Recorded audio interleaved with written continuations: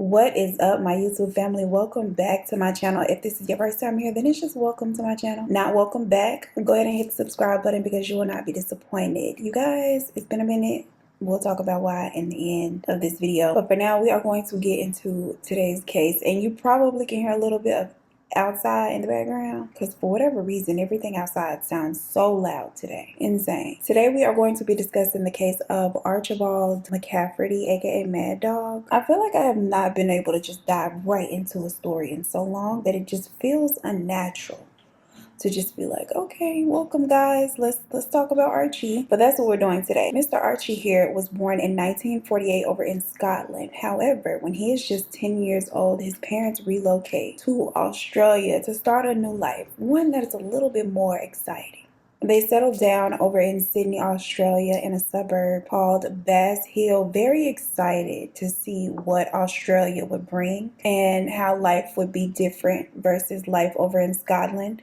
But one change that they did not anticipate is the change in their beloved son, Archie. He seemingly randomly begins acting out, being real nasty and real rude. And they had not witnessed this type of behavior in him before. And in addition to a change in his attitude, baby, the child also becomes interested in committing little petty crimes. He likes to steal, and by the age of 12, he's gotten into trouble so much that the local police officers are very much familiar with him. Prior to turning 18, he had been in a juvenile detention center 5 times already and had been classified as an irreformable juvenile delinquent, just too far gone and unable to be helped.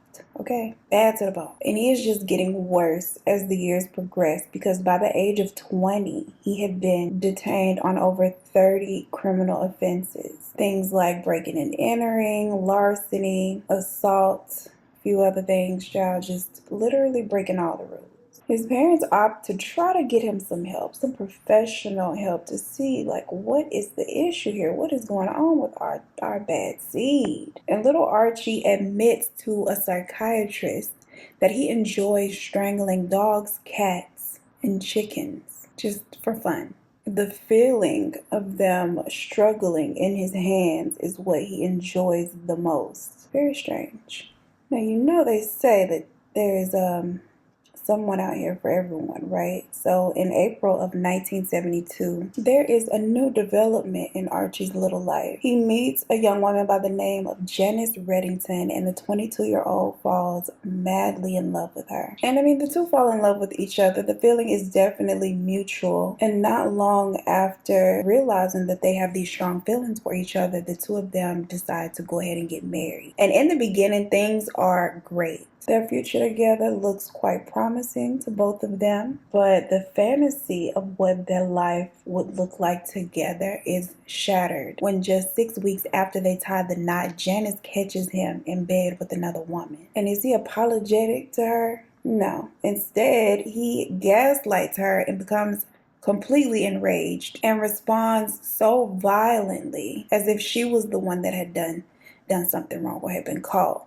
cheating. And his reaction was so outlandish and violent that it resulted in him being admitted into a psychiatric hospital. Now, unfortunately, this becomes a pattern within their dynamic, which only worsens when he begins to use alcohol and drugs more frequently. Over time and with increased usage of drugs and alcohol, he becomes increasingly violent towards Janice, taking out all of his little frustrations and aggression on his poor wife. And 3 years into their marriage, Janice finds out that she is now pregnant with the couple's first child together. Archie is ecstatic about the news of becoming a father, and he is extremely happy to find out that they will be having a son, someone to carry on his little raggedy legacy, child, unfortunately. He anxiously awaits the arrival of their son, who they plan to name Craig. But during the pregnancy, the violent streak of his, it continues. Now, Archie avoids hitting her directly in the stomach, but he would do things that are equally harmful to her and the baby, like cutting off her air supply until she is on the verge of becoming unconscious. He is also very emotionally abusive to her. And one night, he takes his violence to an extreme so bad that he actually scares himself and decides to admit himself into a psychiatric hospital. During this trip, he tells the doctors that he desired to kill Janice and her family, that he'd been having these evil thoughts encouraging him to do so, and that he recognizes that this is not good. He tells them that he is afraid himself, but he then checks himself out of the hospital just a couple days later. Apparently, there was nothing that they could do to keep him there against his will, and so at the point at which he discharges himself, they have to allow him to leave. Afterward, his substance abuse just really spirals out of control, and his fits of uncontrollable rage and anger, they become more frequent, especially at night. And then finally, Janice gives birth to baby Craig. Now, according to his mother, the birth of his son changes him almost into a completely different person. Now, he is still drinking heavily and experimenting with all of the things, girl, but his rage and his anger has subsided a lot. He seemingly really enjoys being a father. Now, one night, around 6 weeks after Craig's birth, Janice is awakened in the middle of the night, around 3 a.m., by their child crying. She is a nursing mother, so she knows, of course, that it's most likely him wanting to eat. So she grabs him from his bed, puts him in the bed with her and her husband, Archie, so that she can lay down and feed him at the same time. Now, as baby Craig is nursing, she falls asleep, waking up the next morning at 9 a.m. to find that at some point during the night and in her sleep, she had rolled over onto baby Craig and he is no longer breathing. There is blood on his nose, there's blood on her gown, and she is completely frantic. Of course, they call for help, and the medical examiner believes this to be a horrible accident, that unfortunately the baby had suffocated underneath her, and everyone is pretty empathetic toward the young mother, who is, of course, taking this extremely hard. Everyone but Archie. Just a week after the accident, Janice and Archie are hosting friends and family at their home after baby Craig's funeral. They're having drinks, they're sharing memories, and Archie begins to play music for the group. He puts on a song called Nobody's Child, which he claims or declares that is in memory of his son. And as this song is playing, he begins making statements and comments that are pretty rude. They are accusing Janice of not only being at fault for what happened, but suggesting that it wasn't an accident. Before you know it, a whole argument breaks out between the couple right there in front of the friends and family who was just sitting there awkwardly. And of course, because our guy Archie here is very violent, things become physical. At this point, Janice flees from the home, threatening to finally leave him once and for good. She also feared at this point that he might really hurt her and take things way further than he typically does, especially considering the fact that he is dealing with this grief. Now, Archie does not want to just let her leave in peace. He takes off after her and is hell-bent on finding her that night. It takes him a couple of hours, but he finally catches up to her hiding out at her family's house. Now, I am unsure if she decided to go outside to hear him out or if they'd let him in, but somehow he gets access to her, and he is still very upset, very much under the influence. He is still cursing at her, yelling at her, threatening her, and accusing her of killing his son. At the point in which he tries to again get physical and strike her, her brother steps in and runs him off. Child, he was not trying to get into it with the brother, okay? He said he came here to hit this lady and that's it. At this point, he returns to their home. He packs up his things and says that he is leaving Janice. And from there, he returns to his parents' home, and his mother notices some very concerning behaviors from her son, so she advises him that it is probably in his best interest to seek professional help. Now, the problem was never getting Archie to the hospital, child. The problem was him staying. He had no problem acknowledging the fact that he needed help, and he was always very willing to go into a center for treatment. However, after about 3 days, Archie was always ready to go home. And just as he had done each time before, he agrees to go into the hospital for inpatient treatment, but just a few days after being admitted, he checks himself out. Now, the first thing that Archie does once he is discharged this time goes and gets himself a little tattoo, a memorial of baby Craig right on his chest. A couple of weeks later, he returns to the same tattoo artist for another tattoo. This time he gets a small number 7 on like the webbing of his finger right here. And this is not just some random lucky number 7 tattoo. I mean, that's one of the reasons that he got it, because the number 7 was his favorite number for that reason, that it was considered lucky. But the second reason, and the most important, is because of an experience that he had just had with the supernatural. According to him, the spirit of Craig had visited him and told him that he could have him back live and in the flesh if he could complete one simple task: take the lives of 7 people. Sacrificing 7 lives will bring him back. I'm just trying to see what kind of voice the ghost of a 6-week-old had, but I digress. And from this point on, from the point in which he has this visit from Craig, he becomes completely obsessed with the number 7, like real bad. Any and everything that he could do in quantities of 7, he would, like clap in 7s, okay, blink in 7s, literally everything. The night before the inquest into their son's accident, 2 bricks are thrown into the window of the home that Janice is living at. And there is a note attached to each of the bricks. The first one reads, "You and the rest of your family can go and get effed, because anyone who has anything to do with me is going to die of a bad death. You know who this letter is from, so take warning, because Bill is the next cab off of the rank." Then you go one by one. He signed the letter, "You know who," and Bill that he is referring to in this letter is actually Janice's mother's boyfriend. Now the second note reads, "The only thing in my mind is to kill you, your mother, and Bill. This is not a bluff, because I am that dirty on all of you for the death of my son. But I can't let it go at that.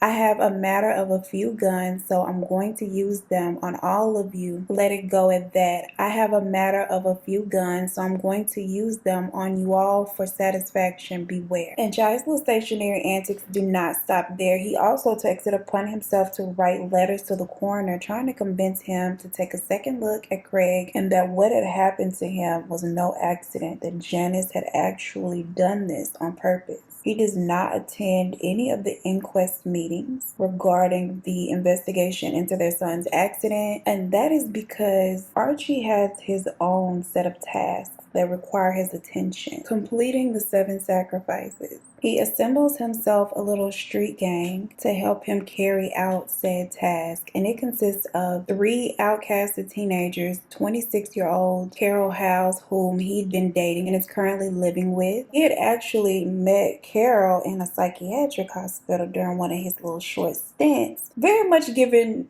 Harley Quinn and the Joker, okay? One of the teens inside the group is 16-year-old Julie Todd, whom he and Carol had also met at that hospital and had grown fond of. When it was time for her to be discharged from the hospital, she had nowhere to go. Archie and Carol had taken her in. Now, the 17-year-old boys, they managed to get their little hands on a couple of rifles, and the plan was for them to together decide as a group who their first victim would be. However, Archie kind of goes rogue on their first attack. 50-year-old World War II veteran George Anson works right outside of the Canterbury Hotel selling newspapers. And he has the same routine pretty much day in and day out. After his shift, he would sit outside of the hotel drinking and then walk himself home. He knew exactly where he could find George and deemed him an easy target, not only because of his age and small stature, but because he knew where he could find George at any given moment. On the evening of August 24th, 1973, which also happens to be the very first day of the inquest into baby Craig's accident, Archie and his little group of misfits are sitting adjacent to the Canterbury Hotel when he spots George staggering down the street,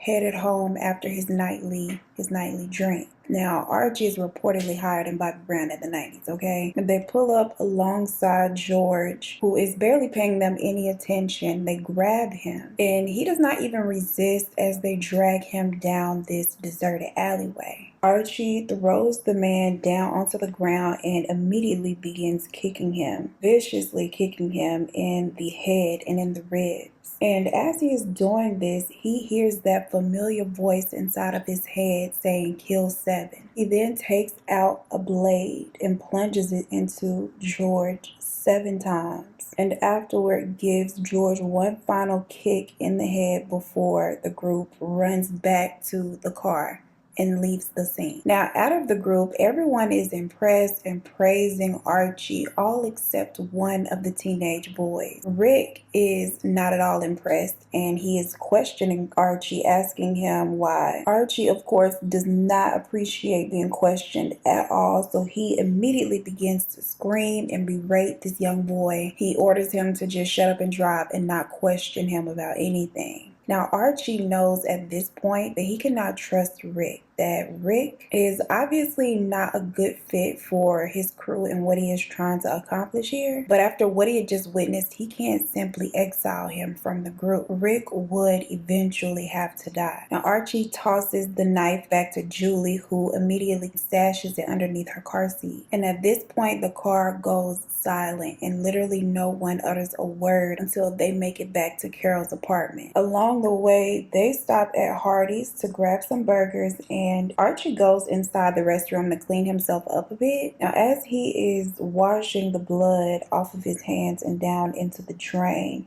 he looks up at the mirror and he is startled when he sees the image of his son in the mirror looking back at him, reminding him of his mission. Kill 7. Once they make it back to Carol's apartment, Julie gets the knife, cleans it all the way, and returns it to their leader. He then breaks the awkward silence, explaining to the group that yes, they had previously decided that they would do this together. However, he saw George and he just couldn't help himself. He also tells them about him seeing Craig inside of the bathroom at the Hardee's, and how while he was attacking George, he could also hear his son's voice encouraging him to continue. 3 nights later, Archie takes the group to the cemetery where his son is buried to show them his son's grave. Now, he and Carol had visited the grave many times before, but this will be the first time that he would take anyone else.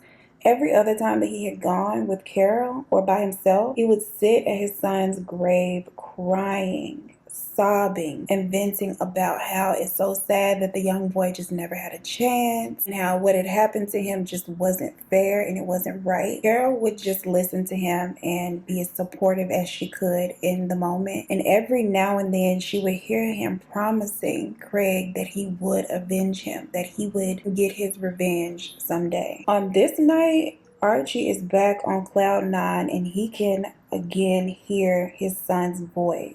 He is claiming that the voice is coming from the grave and it is repeating the same thing, kill 7.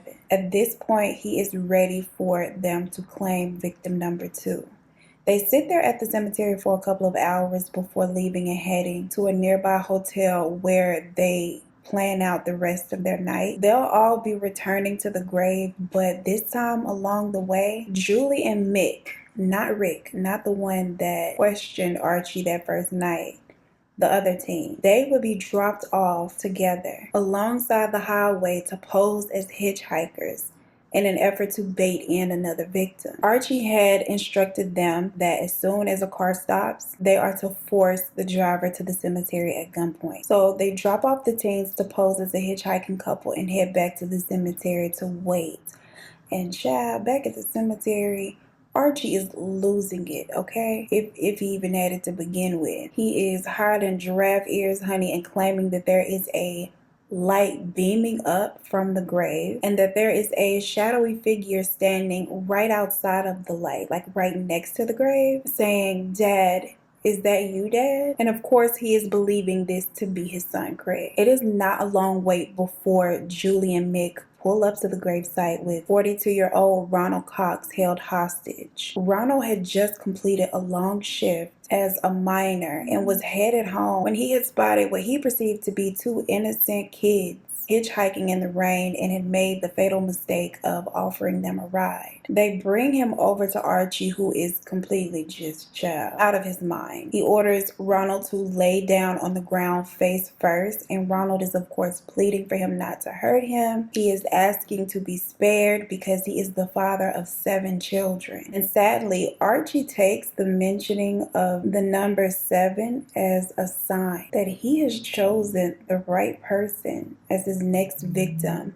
and that this is fate. Moments after mentioning the number 7, he and Mick both shoot Ronald. As they flee the scene, Archie looks back at his son's grave and sees the shadowy figure standing there laughing hysterically. He laughs in unison with his son. Archie later tells detectives that his only regret was not doing it right on top of the grave so that some of the blood could seep down into it and smear across the headstone. After this, they go back to Carol's apartment, of course, because they don't have anywhere else to go. They eat, they drink, they watch TV as if nothing had happened. But Archie can barely concentrate and focus on what's on the television because he is very loudly hearing the voice of his son remind him of his mission. Once he gets to the point where the voices are just too loud to ignore, he instructs 2 of the teens to go find him another victim for tonight. Again, Julie and one of the teen guys go out to pose as hitchhikers, where 24-year-old Evangelos picks them up. They force him to lie on the backseat of the car while they drive back to Carol's place. And once they get back to Carol's apartment, everybody gets into the car and they drive around for a bit, promising Evangelos that as long as he does what they say, they will let him go unharmed, which is obviously the furthest thing from the truth. Archie actually plans to take him out the moment he finds a convenient location to do so. He then plans to drive to Janice's mother's home where she is staying and then make them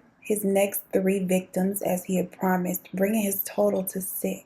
And the 7th would be a member of his own crew, Rick. Now, he did not let it be known to Rick, but he didn't trust Rick at all, especially after that first night. And he had this nagging suspicion that Rick would be his downfall, that Rick would go to the police and tell everything. However, he had made these comments to the rest of the group. In the back seat, Evangelos has fallen asleep on the floor of the car, and Archie has instructed one of the teen boys to take him out as soon as possible. And as soon as Evangelos raises his head from his slumber, Mick does exactly as they have been instructed to do. Archie then instructs him to take one more shot for a good measure. He does so without hesitation. They pull the car over and push Evangelos out of the car onto the side of the road. And then they go on. Now, at this point, they, of course, are supposed to head toward Janice's mother's house, but they realize that they don't have enough gas.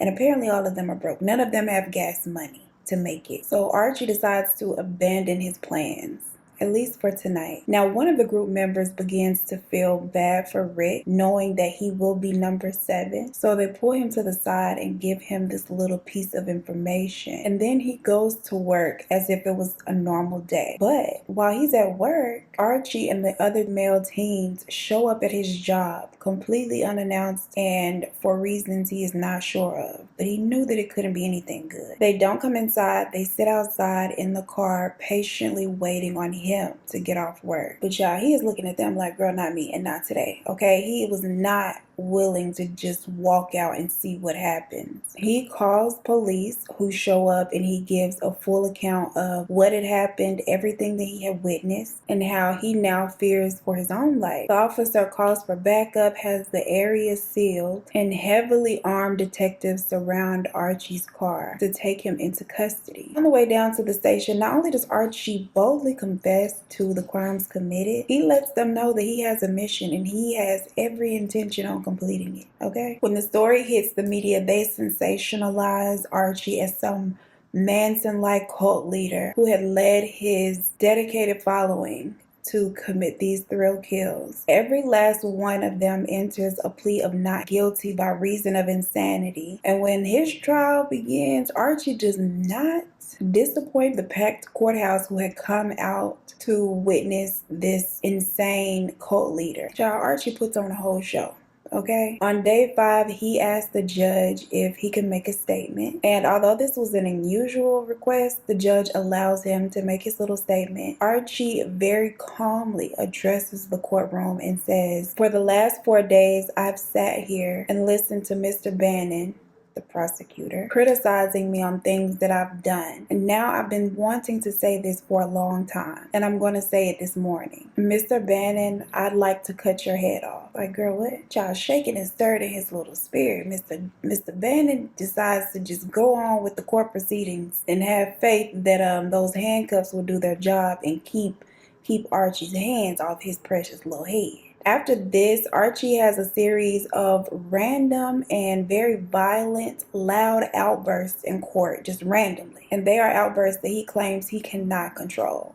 Because, you know, he said he's insane or whatever, so he can't control it, okay? It quickly gets to the point where they have to heavily sedate this man for court. He is giving a dose of a tranquilizer each morning to keep him from coming in there and just acting a fool. And what's really interesting is the normal amount of tranquilizer for like a human was not even enough for Archie. They reportedly gave him enough to bring a racehorse to its knees. But child, Archie had the tolerance of an elementary school teacher, okay? Even with that amount, it kept him calm, but he was still very much alert. He would make jokes and he would oftentimes play an imaginary keyboard with his little fingers, just acting up and being a complete menace to society. And he is doing these little antics under 1,500 milligrams of the tranquilizer, which was almost 4 times the normal amount, because for the average human about his size, it should have only taken 400 milligrams to take him down. One of the prison psychiatrists actually said that it was their professional opinion that this alone proves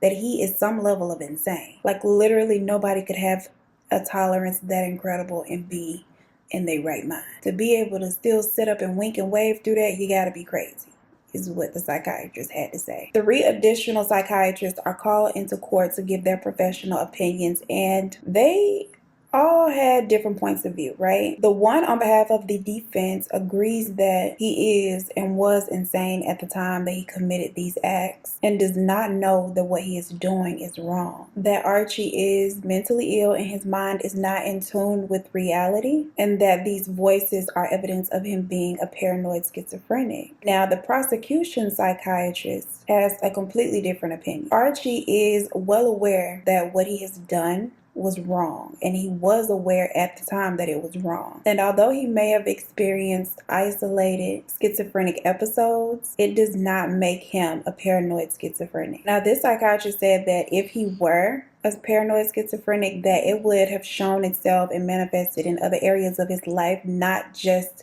when he got to, you know, committing these acts. And the third psychiatrist, which represented neither the defense or the prosecution, was pretty much on the fence. He believes that Archie is insane, but he's well aware that what he's doing is wrong. One thing that they agree unanimously on is that Archie should never be a free man ever again, and that given the opportunity, he'll definitely get himself to number 7 and could possibly keep going after that. Child, then Archie takes the stand, right? Because he wants to speak for himself, and he gives the courtroom a very captivating version of events. Obviously, really, truly believing that these voices are that of his son. He also admits on the stand that he believes that he is insane in a woe is me kind of tone. And he goes on to tell them that he had planned on mailing Janice's head to the chief of the Criminal Investigation Bureau. He tells the court that because he loved his son so much, he has no regret for what he has done and what he plans to continue or complete, because it will of course bring his son back to him, and how had this not been the case, he would not have done any of this or hurt anyone. In closing, he says that given the chance, he will get to number 7 without a doubt, because he has to do this in order to get his son back. And he also tells the court that he becomes so enraged sometimes that he hears other voices other than Craig's, that tell him to do really horrible things. None of this testimony helps his case.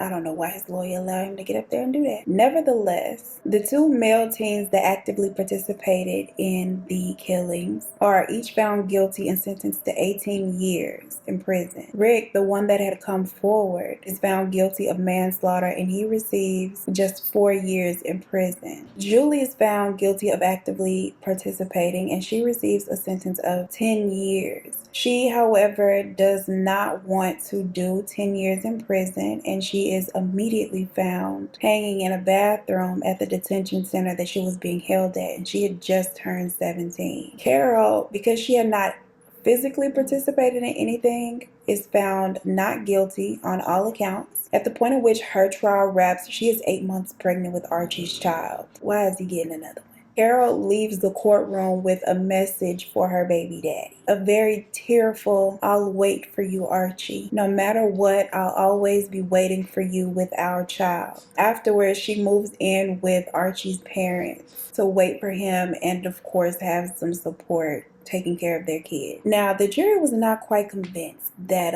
Mr. Archie was insane and unaware that the things that he was doing was wrong. They find him guilty on all counts. After announcing his guilty plea, he vows to make it to 7 no matter what. Now, I don't know who the hell you think about to take care of little reincarnated Craig, girl, if you in jail. I guess little reincarnated Craig would be at his parents' house with Carol and their new baby. I don't know, and I digress. He is sentenced to 3 life terms in prison. He does not get off nearly as easily as the others.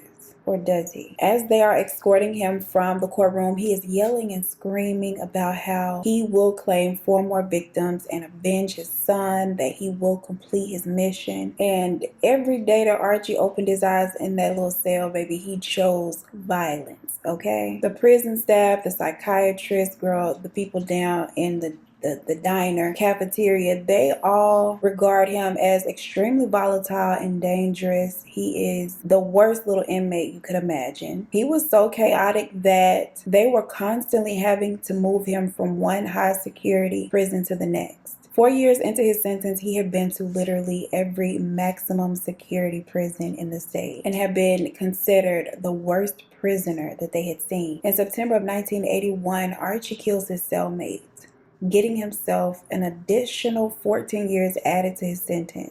And then they find a little piece of heroin in his possession, child. And so for that, he receives an additional 3 years. His violent outbursts and just his crazy antics and shenanigans, they continue until one day they just stop. And he actually becomes an informant, which results in him then being moved to witness protection. And in the witness protection unit, he begins to have these visions of Craig again. Now, he had also been caught on several occasions sniffing solvents in the prison, like little cleaning solutions and things.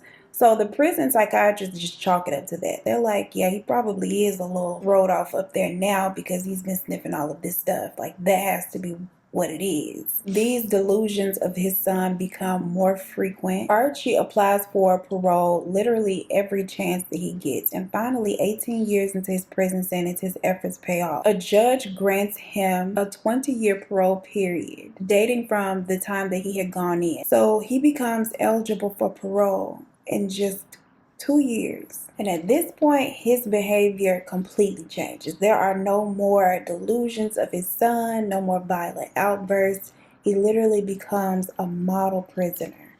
Best behavior. And he is actually able to convince prison staff that he poses no real threat and could be transferred to a less strict prison. Once he reaches the point in which he is eligible for parole, he continues to apply but is rejected. And for the next 2 years after that, he continues to be on his best behavior. The man behaves so well that he is allowed to visit with family from Friday nights to Sunday nights without supervision. And eventually he is allowed to leave the prison 6 days a week on a work release program. Not once does he violate any of the rules, and so finally he is able to convince the parole board that he is rehabilitated and in fact a very changed man, deserving of his freedom. And they agree. under one condition, that he be deported as soon as he is released. They don't want them little toes to touch Australian soil, okay? He is to be released and then put on a plane straight back to Scotland where he was born. Now, it was bittersweet for Archie because, yes, he wanted his freedom, and he was extremely excited at the idea of returning home to his little family, but he didn't want to go to Scotland. That is not where he was trying to go. And especially with how they had drug his name in the media. Scotland didn't want him either, okay? People protested his return. Authorities in Scotland, they also protested and tried to push back on the deportation, but Australia was not hearing that. He imagined that he would step off the plane over in Scotland, girl, and a whole angry mob would just be waiting on him with sticks and stones, ready to break his bones. That is not what he wanted. He begs and pleads for the courts to reconsider the deportation part, but not the freedom part. But they were not trying to hear him out. And on May 1st of 1997, he is released and returned to Scotland. Now, Archie was one step ahead of the girls because he had secured him a little love interest over in Scotland, I guess via prisonbase.com. And she picks up her new man fresh off the plane, okay? He then changes his name to James Locke, finds himself a job as a toy maker and a painter, and begins a whole new life. The two of them get married the following year. They have a child of their own, and Archie just can't act right, okay? One day, he is driving recklessly when police pull him over. 4-month-old child just slinging around in the backseat, okay? When the officers finally get him to stop, because he did make them chase him for quite a bit, he threatens to kill the officers, which we know he will. And for this, he is sentenced to 2 years of probation. Nevertheless, he and his new wife, Mandy, they have a second child together. And the two of them, along with their children, they flee Scotland and move to New Zealand to essentially start a new life. One thing about Archie, baby, he is not afraid to start him a whole new life, okay? I myself am on my second. But in 2002, he is deported right back to Scotland because he failed to disclose his criminal past to New Zealand immigration.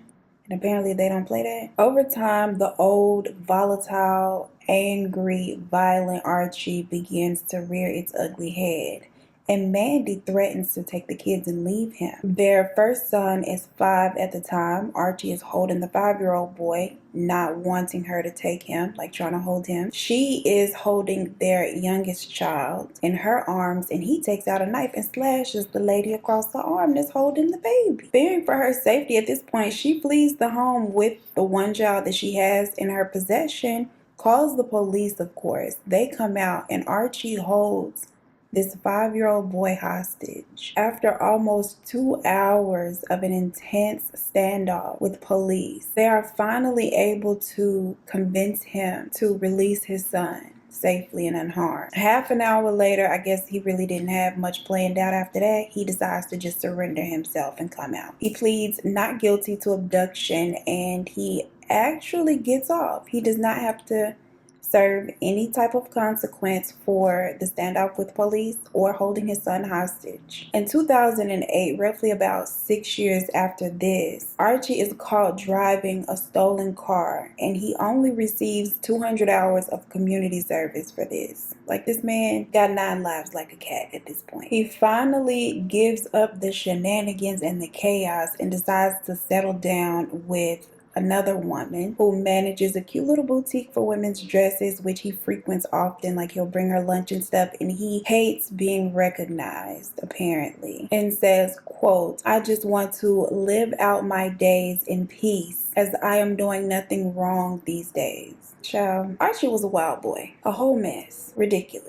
Okay, and I don't know if I could be with Archie. Like, how do you settle down with this man with this past? Because you just did a little too much, sir. Like, maybe 1 or 2 offenses in your past, you know, but your whole past is offenses, girl. But hey, to each his own. He ain't got to be my man. I'm not going to judge her for the choices that she has made, okay? That's her right. And that would complete today's case. I definitely want to give a thank you to everybody who reached out on my birthday. I appreciate all the birthday love. I still have to go check my P.O. box.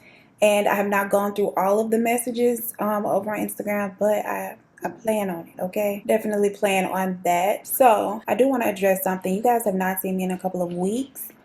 And if you've been following the channel for a while, or you've seen some of my older content, you already know that I've been very candid about like my mental health journey and how the channel really started as a passion project that my therapist recommended that I try to, you know, have something that I enjoy. And I've been really open and honest about like my past struggles and how horrible things have been at times. Because when I was going through it, I really thought I was the only one. Like I didn't know anybody else that felt the same way that I felt. And I feel like once I realized that I wasn't, it changed a lot for me. And so I wanted to always be open and honest, just in case somebody was watching that felt alone in their struggles, just to let you know, like, you're not alone, that things can get better, that there are options, and that, you know, things can get greater later. And for the most part, I've been coasting pretty well. Like I've had some, you know, bumps along the road over the past couple years, but these past couple weeks have been extremely difficult.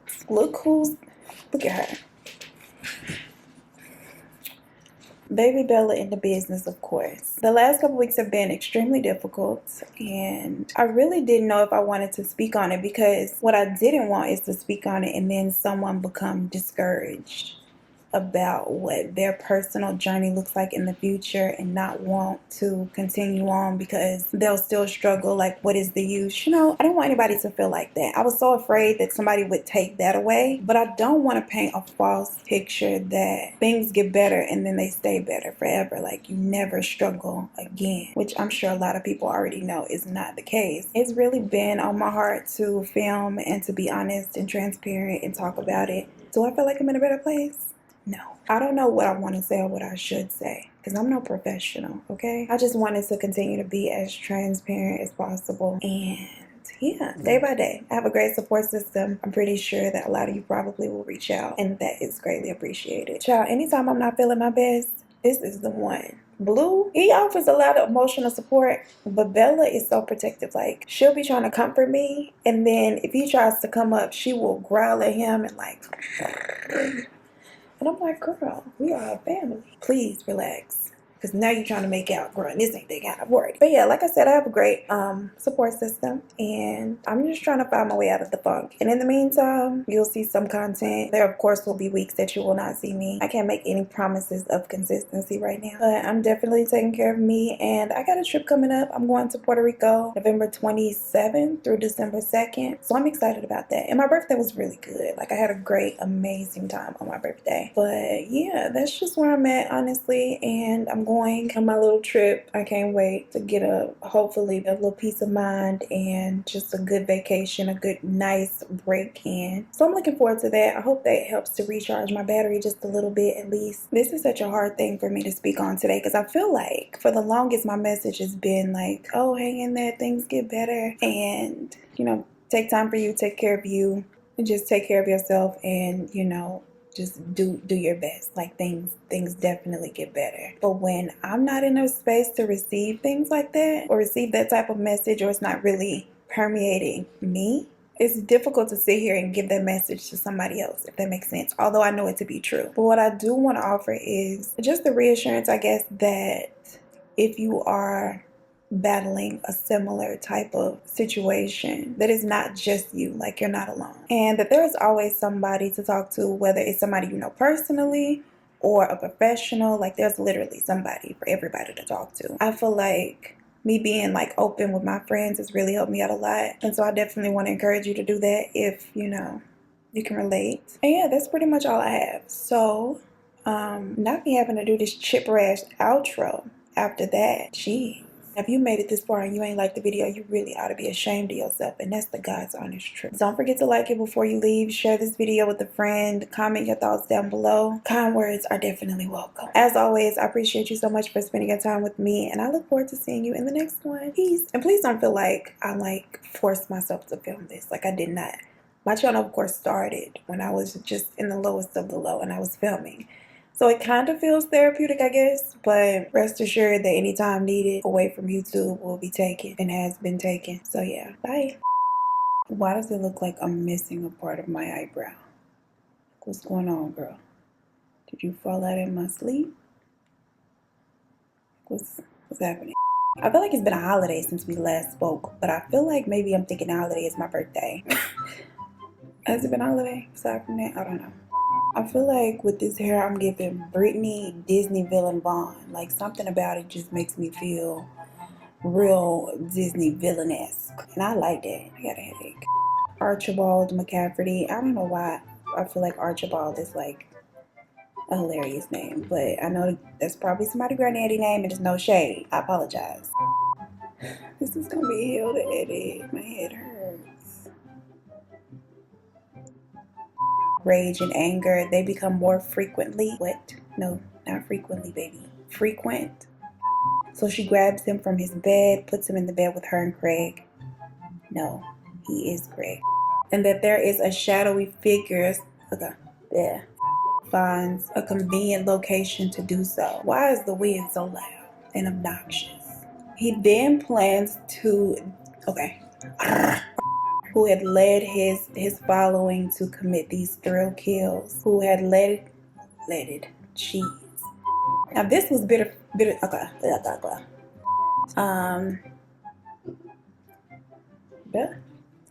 Child Bella done locked herself in the bathroom. Hold on. Look at him.